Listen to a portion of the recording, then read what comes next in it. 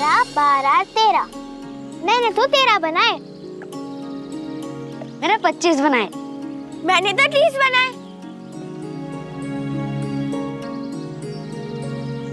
सबसे ज्यादा मेरी ना होगी तो मैं जीत गई। जीतेगा वही जिससे 32 बनाए, इसलिए मैं जीत गया। अरे वाह, तूने तो कमाल कर दी, इसलिए गोविंदा विजेता हुआ। हाँ हाँ ठीक है, तुम जीते। अब चलो भी और चलकर अपनी नाव को तालाब में चलाते हैं। हाँ हाँ, लेकिन मैं ये एक नाव अपने पास रखूंगा, अपनी जीत की निशानी के रूप में।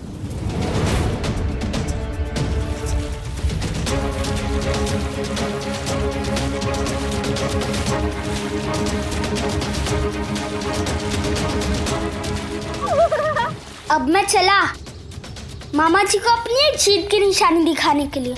मुझे अब और इंतजार नहीं होता।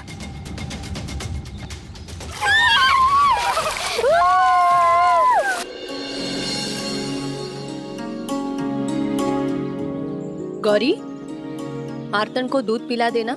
घर में पीने का पानी खत्म हो गया है, मैं भर आती हूँ।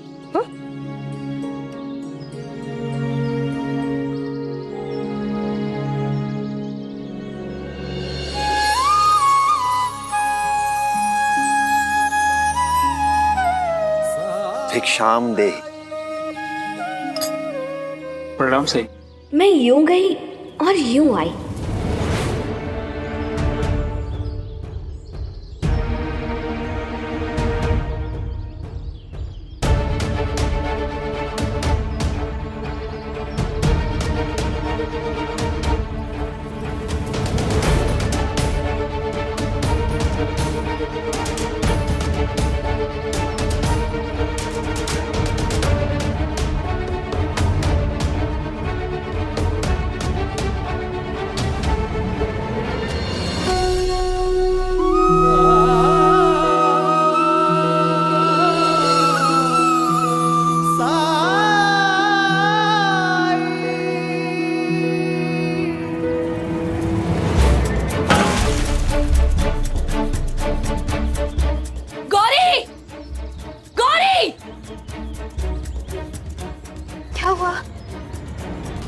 ऐसे ख्याल रखते हैं अपने भाई का?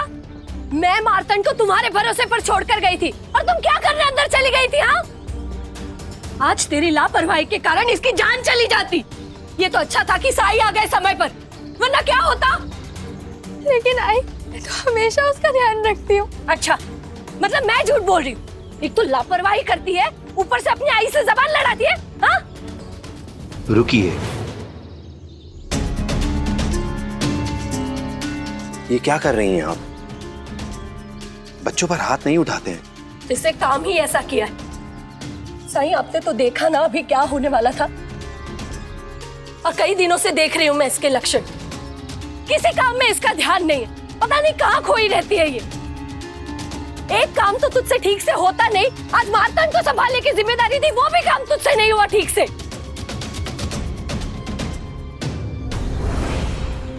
साईं, आज आप समय पर आ गए, नहीं तो मेरा मार्तन भी इसकी लापरवाही की वजह से मेरे मरारे की तरह। शांत हो जाइए, शांत।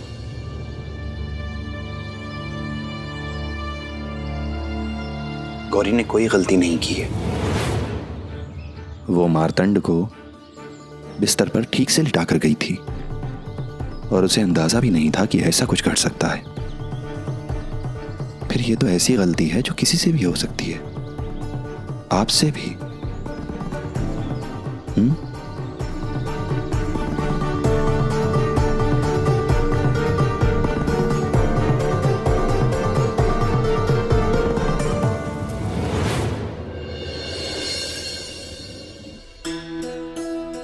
आई, आज हम दोस्तों के बीच में नाव बनाने की प्रतियोगिता हुई थी और मैंने सबसे ज्यादा नाव बना के प्रतियोगिता जीत ली।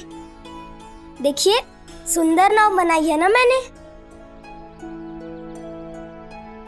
नाव है? अरे वाह, ये तो बहुत सुंदर है। बहुत अच्छे। पता है, और मैंने 32 नाव बनाई है।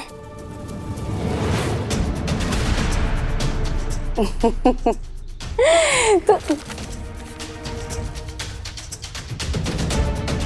दादा, नाव है, गोविंदा ने बनाई है। सुंदर है ना?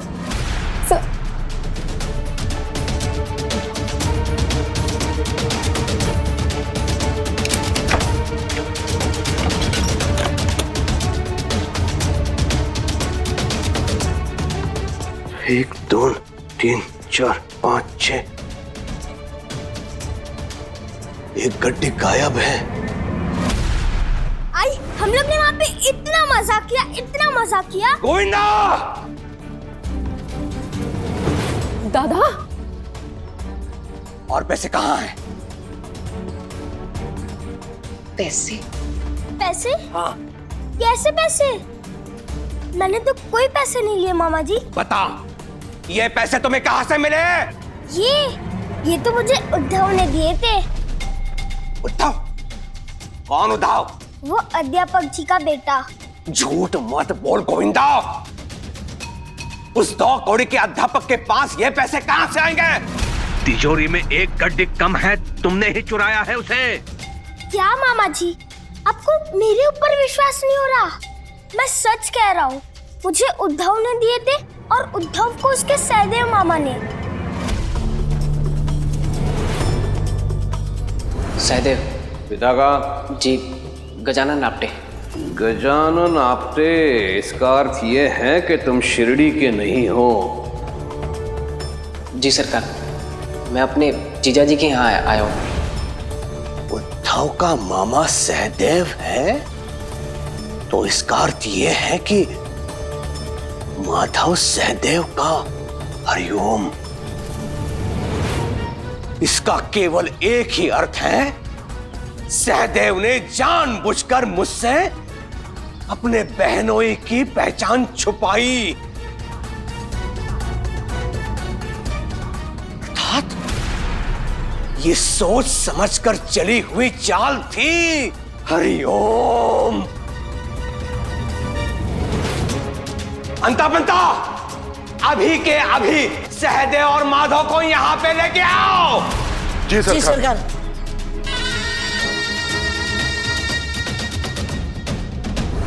आप जैसी समझदार माँ को ये शोभा नहीं देता। आप तो बच्चों से प्रेम करने वाली, उनकी देखभाल करने वाली माँ हैं। फिर आपने गौरी के साथ ऐसा व्यवहार क्यों किया? मार्तंड गौरी का भाई है, वो भी अपने भाई से उतना ही प्रेम करती है जितना आप अपने बेटे से। और मैं ये भी जानता हूं कि आप गौरी से भी उतना ही प्रेम करती हैं जितना अपनी बाकी संतानों से। फिर आज आपको क्या हो गया था? गौरी के साथ ऐसा व्यवहार क्यों किया आपने? साईं, आपसे तो कुछ भी छिपा नहीं है। आपके आशीर्वाद से मुझे मेरा मल्हारी मार्तंड के रूप में वापस मिल गया, लेकिन तब से मेरी नींद, मेरा चैन छिन गया है। रात को बार बार उठकर मैं ये देखती हूँ कि मार्तंड की सांसें तो चल रही है ना, कहीं उसके साथ भी वही तो नहीं हुआ जो मेरे मल्हारी के साथ हुआ था। दिन में ये सोचकर मेरे हाथ पैर ठंडे हो जाते हैं कि अगर मेरी लापरवाही के कारण मार्तंड को कुछ हो गया तो क्या होगा। मल्हारी के साथ जो भी हुआ उसकी दोषी मैं हूँ। मैं एक लापरवाह, गैर जिम्मेदार माँ हूँ, और इसीलिए मैं गौरी से मार्तंड को संभालने की अपेक्षा रखती हूँ। ये सोचती हूँ कि हम माँ बेटे मिलकर अगर उसका ख्याल रखेंगे, उसे संभालेंगे, तो उसके साथ कभी भी कुछ भी बुरा नहीं होगा। और इसीलिए आज जब गौरी को मार्तंड के प्रति लापरवाह होते देखा तो मैं अपना आपा खो बैठी।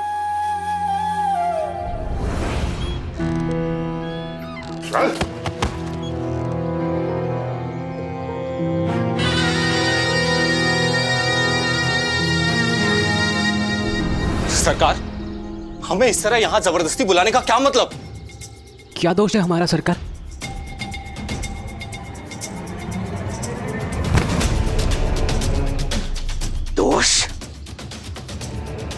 तुमने मुझसे छुपाया कि माधव तेरा जीजा है। मुझसे झूठ बोलकर नौकरी ले ली, काम शुरू करते ही चोरी भी शुरू कर दी, और मुझसे पूछता है तू दोष क्या है? सहदेव, तुमने यहां से भी कुछ चुराया है?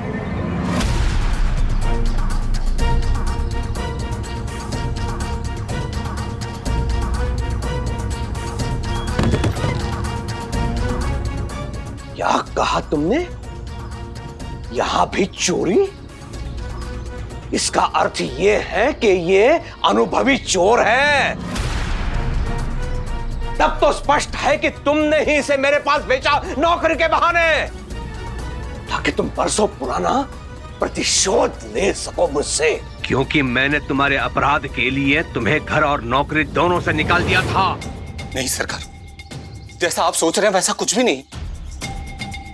मुझे तो ये भी नहीं पता था कि ये यहां नौकरी करता है। सरकार, मैंने चोरी नहीं की, मैंने कुछ नहीं चुराया सरकार। झूठ बोल रहा है तू। तूने मेरे तिजोरी से 1000 रुपए चुराए हैं।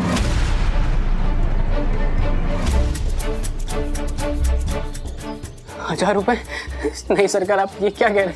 मैंने ऐसा कुछ नहीं चुराया। मेरे पास प्रमाण है, समझा? तेरी चोरी पकड़ी गई है सदैव। ये क्या है?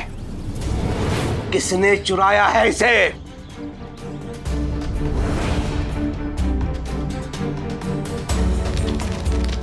सहदेव,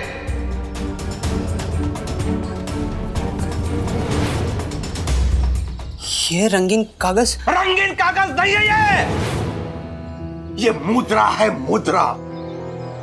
सिक्के का नया रूप, समझे? शहर से लेके आया था मैं इसे, जिन्हें तुमने चुराया है सहदेव। सहदेव, तुम तो कह रहे थे कि तुम्हारी बीमारी ठीक हो गई, तो फिर ये सब क्या है? जीजा जी, फर्श पर रंगीन कागज गिरे हुए थे। उत्सुकता हुई मुझे उठाने की, लेकिन मैं जानता था कि ऐसी कुछ भी चीज जो मेरी नहीं है उसे उठाना गलत है।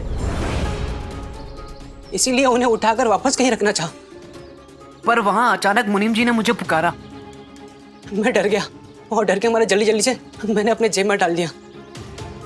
जीजा जी, मेरा यकीन मानिए, मैं उन्हें वापस रखने ही वाला था कि ठीक, जो हुआ सो हुआ, पर अभी के अभी सरकार के पूरे पैसे वापस करो और बात खत्म करो। हाँ।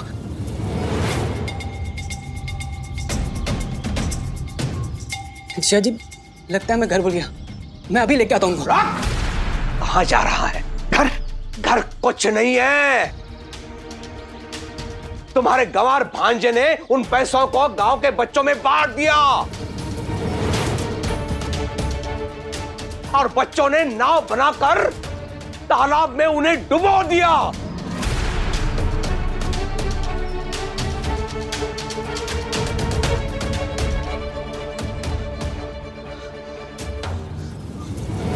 सरकार, सहदेव से अनजाने में गलती हुई।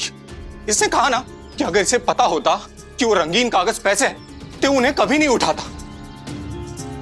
ये सच कह रहा है, आप मेरा यकीन करिए। चोर का गवाह देखो।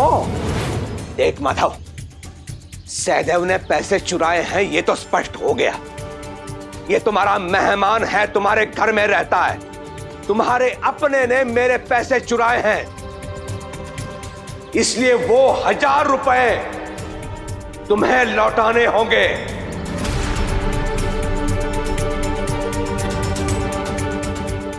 1000 रुपए? सरकार, मैं इतने पैसे कहां से लेकर आऊंगा? वो तुम्हारी समस्या है, मैं कुछ नहीं जानता। तुम्हें मेरे पैसे लौटाने हैं तो लौटाने हैं, और जो मेरे पैसे नहीं लौटाते उनके साथ मैं क्या करता हूं ये तो जानता है माधव।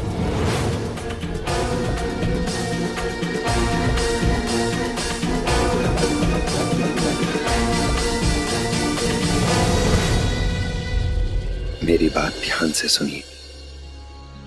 आप बहुत अच्छी माँ हैं, बहुत जिम्मेदार माँ हैं, लेकिन कभी कभी माँ अपने बच्चों की रक्षा की जिम्मेदारी जरूरत से कुछ ज्यादा ही उठा लेती है। अतीत में आपने दुख झेला है, आपको चोट मिली है और उसके निशान अभी भी आपके दिलो दिमाग पर मौजूद हैं।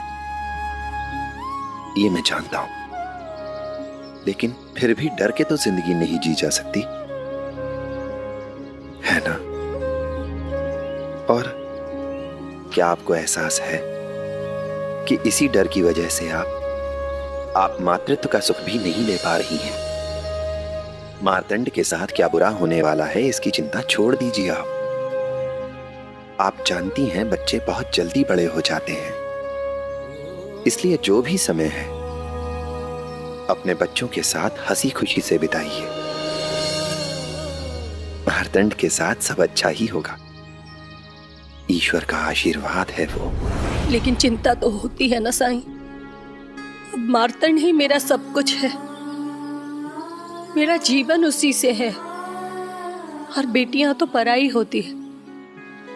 गौरी कल को अपने ससुराल चली जाएगी, लेकिन अगर मार्तंड को कुछ हो गया तो मैं कैसे जीऊंगी? बच्चों की सुरक्षा को लेकर ज्यादा चिंतित रहने से मुश्किल पैदा हो सकती है बच्चों के लिए, क्योंकि बच्चे आप पर निर्भर हो जाएंगे। जीवन की कठिनाइयां, उतार चढ़ाव का सामना करने में उन्हें दिक्कत होगी, और मैं इतना तो विश्वास के साथ कह सकता हूं कि आप अपने बेटे के लिए ऐसा बिल्कुल नहीं चाहेंगी। एक बात और, जीवन में संतुलन होना बहुत जरूरी है, इसलिए परिवार में सबको बराबर समय दीजिए और अपने लिए भी समय निकालिए, क्योंकि ये भी इतना ही जरूरी है। फिर आप पाएंगी कि आप निश्चिंत होकर जी रही हैं। ये मार्तंड के लिए भी अच्छा होगा। जी साईं, मैं इन बातों का हमेशा ध्यान रखूंगी। राम जी भला करें।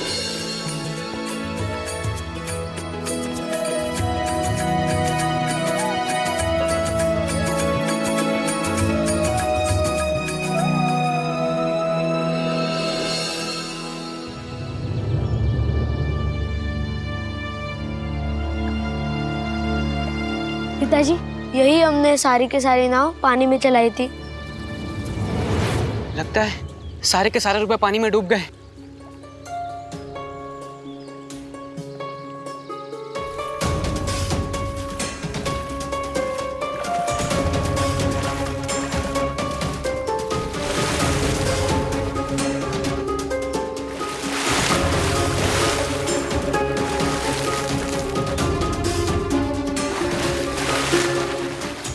बाबा, मुझे माफ कर दीजिए।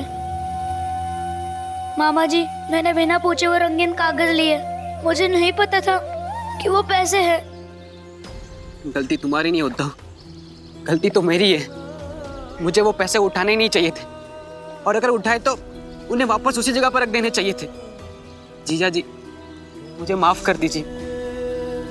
मेरी ताई को आप कितना खुश रखते हैं, और एक मैंने आपको बहुत परेशानियां दी है। अब ये समय ये सब सोचने का नहीं है। मैं तो ये सोच रहा हूं, कुलकर्णी सरकार को इतने सारे रुपए मैं दूंगा कहां से?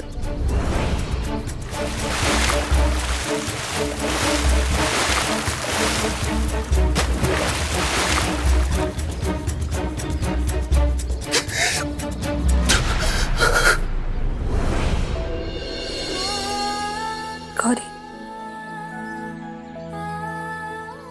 बिना कुछ सोचे समझे मैंने तुझ पर हाथ उठाया, इसलिए मुझे माफ कर दो।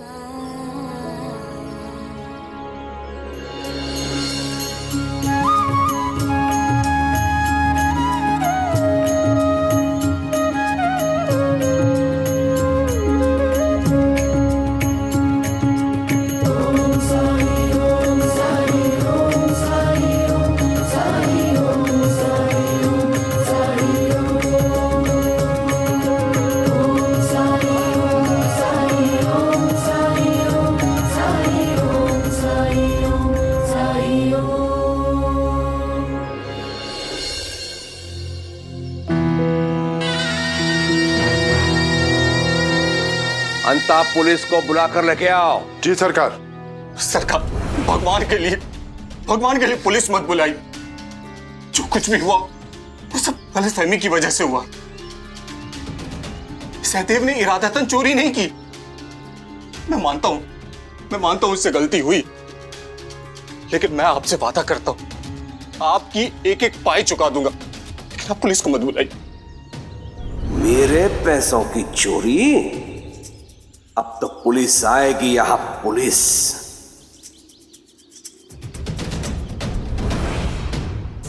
यदि पुलिस आ गई तो ये दोनों तो कारावास जाएंगे, लेकिन मुझे मेरे पैसे मिलने से रहे। और यदि पूछताछ हुई तो मुझे भी 1000 रुपए का हिसाब देना होगा। हो सकता है कि बात बड़ी और अंग्रेज सरकार तक पहुंची। कहीं ऐसा ना हो कि मेरे लिखा बही की जांच पड़ताल हो जाए,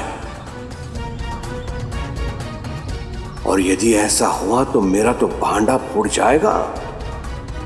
मेरे द्वारा वसूले गए अत्याधिक कर, अत्याधिक ब्याज का दर, कहीं ऐसा ना हो कि लेने की देने पड़ जाए। इनकी जगह मैं ही अंदर चला जाऊंगा। नहीं, हरिओम हरिओम।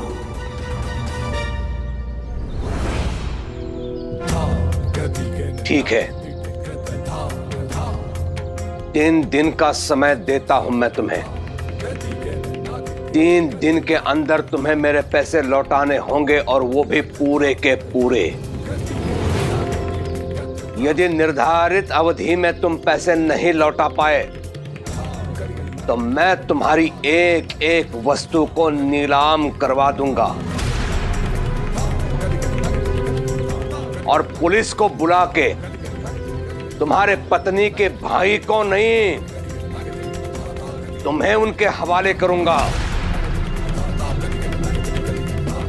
क्योंकि पैसे मेरे तिजोरी से तुम्हारे घर तक गए थे। हरिओम।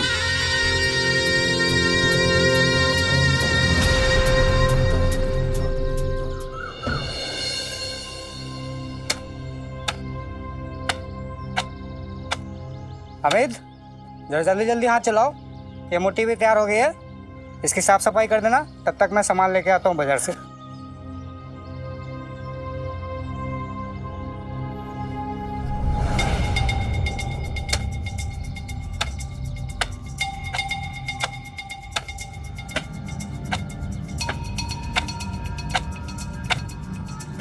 ये काम क्या शोभा देता है मुझे।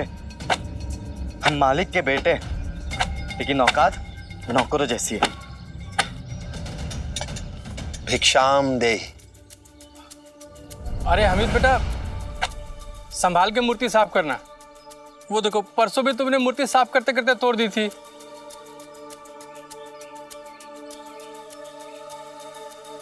अब्बा, आपने मुझे समझ के क्या रखा है?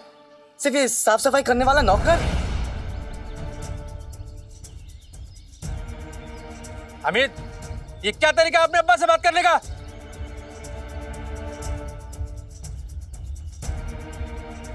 बहुत परेशान लग रहे हो अमित।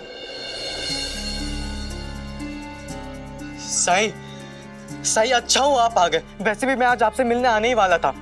साई, मेरी मदद कीजिए। मेरे अब्बा को समझाइए, उन्हें बोलिए कि मुझे परेशान करना बंद करे। साई, परेशान? क्या वो तुम्हें मारते हैं या बुरा भला कहते हैं? साई, मारना और बुरा भला कहना तो एक छोटी सी बात है, लेकिन वो मुझे हर रोज बेइज्जत करते हैं। बेइज्जत? वो कैसे? साई, जब मैंने अपनी पढ़ाई पूरी की तो मुझे अब्बू ने कहा कि मैं उनके साथ इस धंधे पर लग जाऊं। अब्बू बनाते हैं मूर्तियां, अल्लाह के करम से चल रहा है हमारा धंधा, और अच्छी खासी आमदनी भी आ जाती है। साई, और साई, मैंने अब्बू की बात मानी और मैं खुशी खुशी उनके साथ ये काम पर लग गया। साई, फिर मुझे समझ में आया कि अब्बू ने तो मुझे एकदम नीचे दर्जे का काम पकड़ा दिया था। अमित, नीचे दर्जे का काम? हाँ, और नहीं तो क्या। साई, अब आप ही बताइए। मैं एक लौती औलाद हूँ अपने अब्बा की, और कल जाके ये सारा धंधा मेरा होगा ना, मैं यहाँ का मालिक रहूंगा। तो आप बताइए कि एक मालिक हाथ में कपड़ा लेकर ये मूर्तियां साफ करेगा तो अच्छा लगेगा क्या साईं? और मेरे अब्बू के नीचे जिंदगी भर काम करने वाले व्यक्ति का लड़का मुझसे कहता है कि ये सारी मूर्तियां साफ कर लो, जिसे आए हुए अभी सिर्फ 1 ही साल हुए, और मेरे अब्बू ने उसे मुझसे भी बड़ा ओहदा दे दिया है। तो मतलब मैं क्या जिंदगी भर उसके हुक्म को पूरा करता रहूं? साईं, इतना बेइज्जत तो मैं आज तक कभी नहीं हुआ। एक मजदूर के बेटे के नीचे काम करना क्या मुझे शोभा देता है? आप ही बताइए साईं, समझाइए ना अब्बा को। साईं, इसमें मेरी क्या गलती है? मैं तो चाहता हूं कि मुझसे भी ज्यादा कामयाब हो, इसीलिए मैं इसे इस धंधे का छोटे से छोटा काम सिखाना चाहता हूं। अब्बू, लेकिन मैं वो सब तो देख देख के और सुन सुन के भी सीख जाऊंगा ना।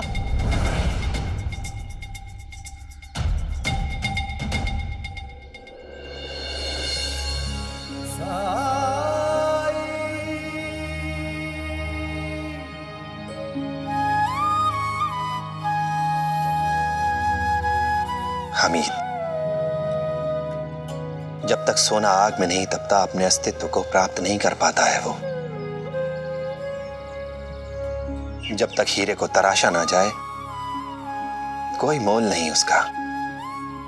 यहां तक कि एक ही जगह पर खड़े रहने वाले ये वृक्ष, इन्हें भी धूप, बारिश, हवा, आंधी, तूफान, सर्दी, गर्मी सबका सामना करना पड़ता है।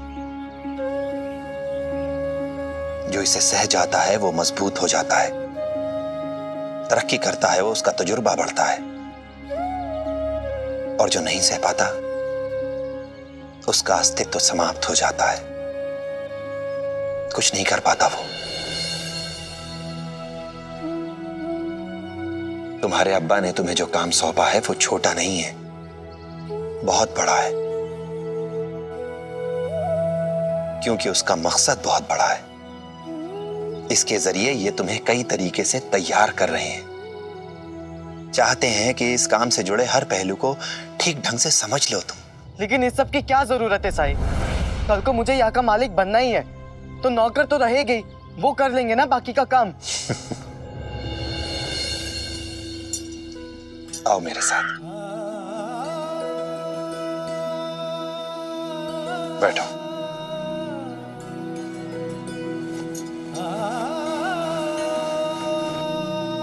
एक कहानी सुनाता हूं तुम्हें। ये कहानी है पत्थर और मूर्ति की। एक बार पत्थर ने मूर्ति से कहा कि हम दोनों एक ही जगह से, एक ही चट्टान से लाए गए। भाग्य से हम लोग एक ही मूर्तिकार के पास भी पहुंच गए, पर तुम्हारा सौभाग्य कि तुम एक मूर्ति बन गई, जिसे देखकर सब लोग वाह वाह करते हैं। और मुझे जमीन में लगा दिया, जहां दिन भर लोगों के पैर पड़ते हैं। तुम्हारी मुंह मांगी कीमत मिलती है और मेरी कीमत कुछ भी नहीं। जब हम दोनों एक जैसे हैं तो फिर मेरे साथ इतनी नाइंसाफी क्यों? इस पर मूर्ति ने कहा, तुम भूल रही हो। मूर्तिकार ने मूर्ति बनाने के लिए पहले तुम्हें ही चुना था, पर तुम मूर्ति बनाने की चोट को नहीं सह पाए। इस पर पत्थर ने नाराज होकर कहा कि जब कोई इतनी नुकीली चीज से और ऊपर से हथौड़ी से चोट करेगा तो टूटूंगा ही ना। तो मूर्ति ने कहा कि नहीं, सच तो यह है कि तुम हिम्मत हार गए। टूटने लगे तो मूर्तिकार को लगा कि तुमसे मूर्ति नहीं बनाई जा सकती, मूर्ति बनाने के लायक नहीं हो तुम, इसलिए उसने तुम्हें जमीन में लगा दिया। तुम्हारे बाद उसने मुझे चुना। मैंने सारी तकलीफें उठाई, सारे कष्ट सहे और अंत में यह रूप पाया।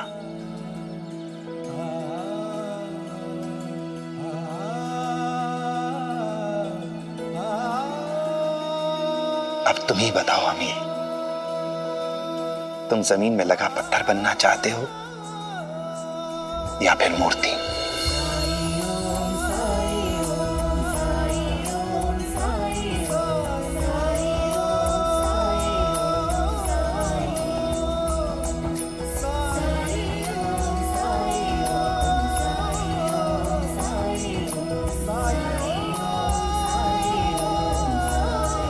बताओ, मालिक को अगर अपने काम के हर पहलू की जानकारी ना हो, कभी भी सफल व्यापारी बन सकता है?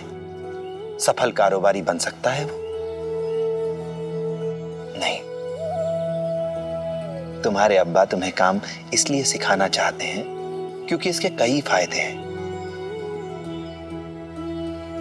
सबसे पहला, अगर काम में कभी कोई दिक्कत आएगी तो तुम समझ पाओगे कि इस दिक्कत की वजह क्या है और इसका हल, इसका समाधान कैसे किया जाए। दूसरा, तुम अपने साथ काम करने वाले हर व्यक्ति के योगदान को समझ पाओगे, उसकी अहमियत को समझोगे। तुम्हें समझ में आएगा कि वो इंसान और उसका काम तुम्हारे लिए कितना महत्वपूर्ण है, वो व्यक्ति तुम्हारे लिए कितना महत्व रखता है। तीसरा फायदा, तुम्हें यह समझ में आना चाहिए कि कोई भी काम छोटा नहीं होता, ताकि अगर कभी समय आन पड़े तो तुम काम को पूरी समझदारी से, पूरी कामयाबी से, पूरे गर्व से कर सको।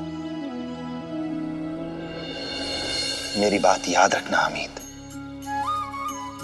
कोई भी इंसान सच्चा मालिक तभी हो सकता है जबकि वो कोई भी काम करने में संकोच ना करे, और ऐसा करके ही वो अपने लिए काम करने वाले लोगों की नजर में असली नायक बन सकता है।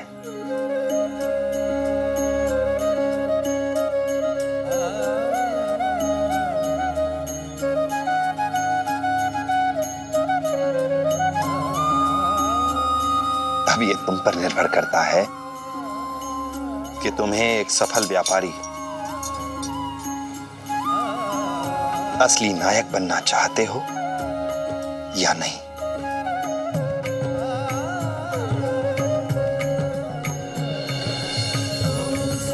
साईं,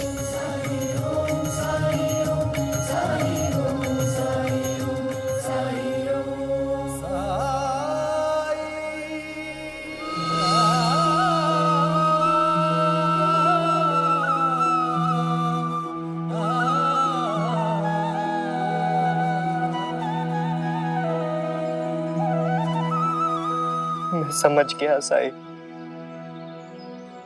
मैं सब समझ गया।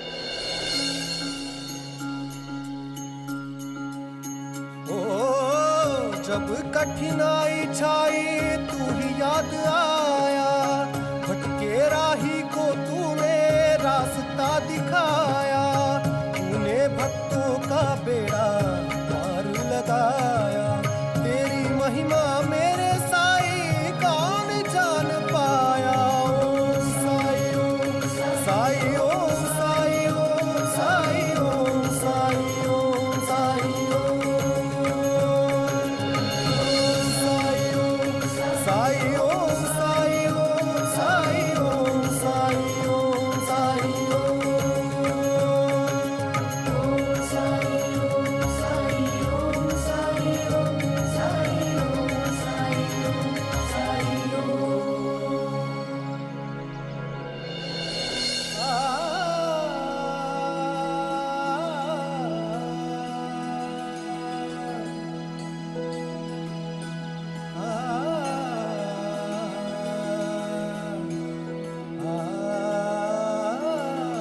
अब्बू आप सही है, मुझे माफ कर दीजिए।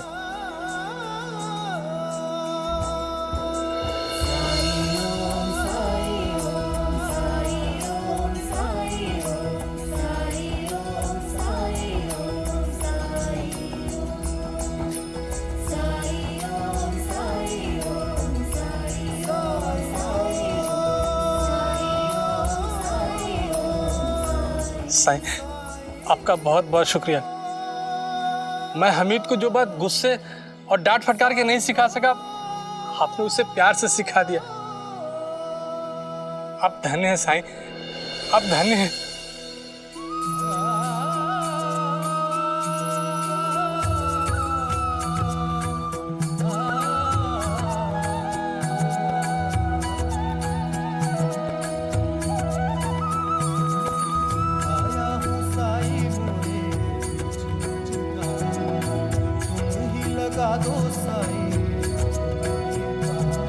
राम जी भला करें। हाथ में साई मोरी पतवार, मोरे साई मोरे लाला, मोरे तारनहार। परम ज्ञान का भर दे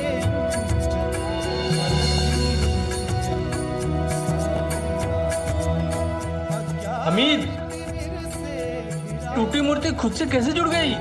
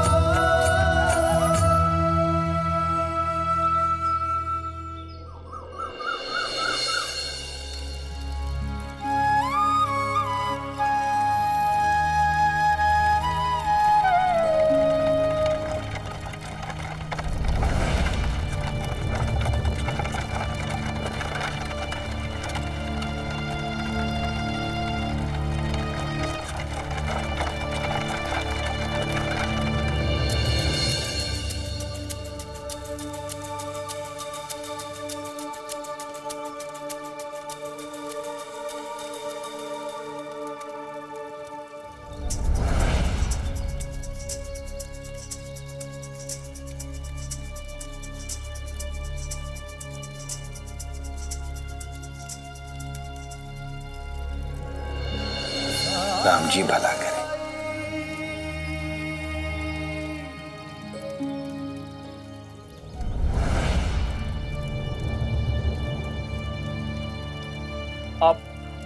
आप सही है ना? जी कहिए।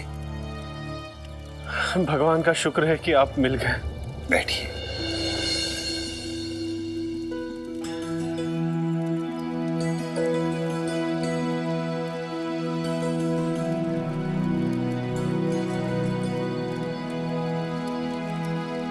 कहिए, क्या बात है? साई, पेशे से मैं साहूकार हूं। जेवरों की दुकान है मेरी कोपर गांव में। मैं नंद किशोर और ये मेरा बेटा भानु है और ये मेरी पत्नी। गांव में किसी ने बताया कि आप बीमारी को झट से ठीक कर देते हैं, इसलिए बड़ी आस से आपके पास आया था साईं।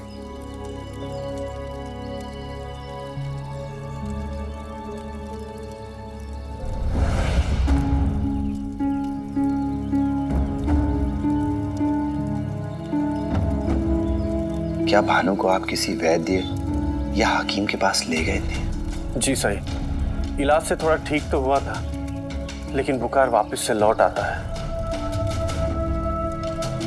अब तो बुखार के साथ साथ सांस लेने में भी तकलीफ होती है।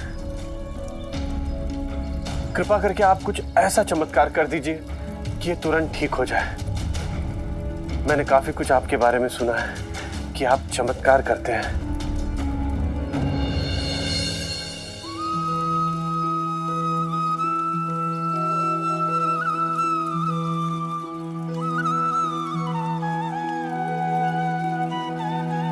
गहरी सांस लो भानु। ये जल्दी ठीक तो हो जाएगा ना?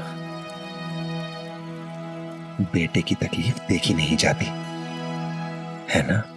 सच कहूं तो मेरा काम ही ऐसा है, या तो बेटे की तबीयत देखूं या फिर अपना कारोबार।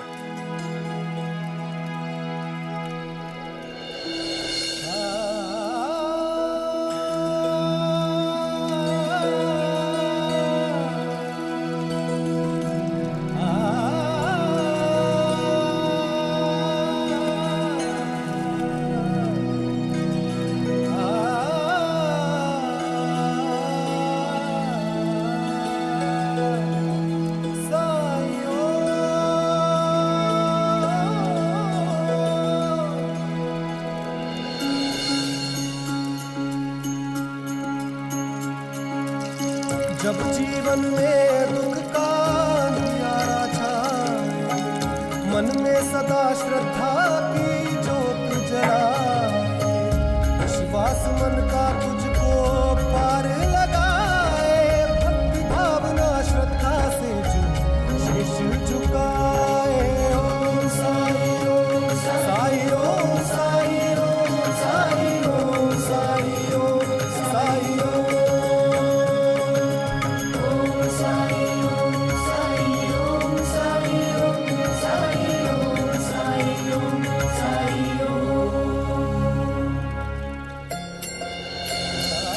ये लो भानु, इसे पी लो।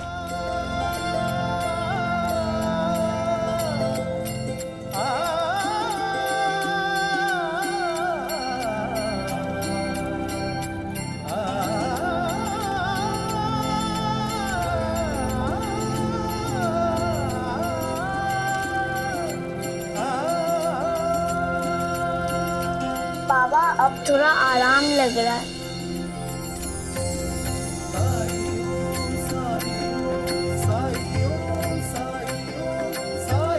बुखार तो चला जाएगा, लेकिन कल फिर से भानु को अपने साथ लेकर जरूर आइएगा। कल भी? आपने कहा ना कि बुखार चला जाता है पर फिर लौट आता है, इसलिए भानु को 2-3 दिन मुझे अपनी निगरानी में ही रखना होगा। बार बार आने जाने से बेहतर है कि आप शिरडी में ही कहीं रुक जाइए। अगर मैं 3 दिन तक यहाँ शिरडी में रहा तो कई हजार रुपयों का घाटा हो जाएगा। नहीं, मैं ऐसा नहीं होने दे सकता।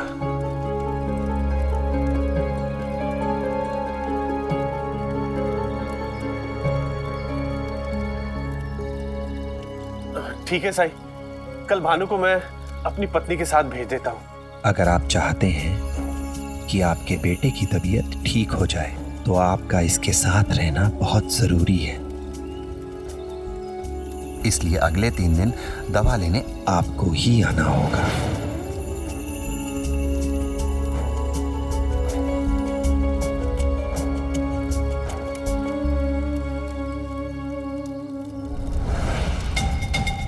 कोई समस्या है?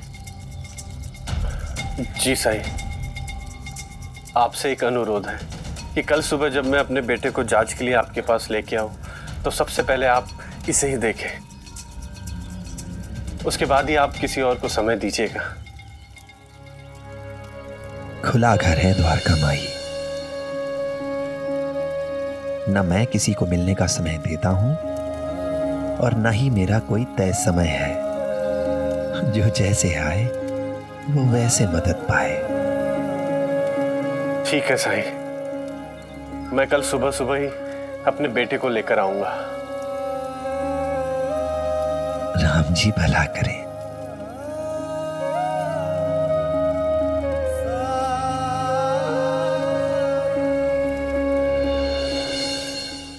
ऐसे और भी मज़ेदार वीडियो के लिए हमारे चैनल को लाइक, शेयर और सब्सक्राइब करें।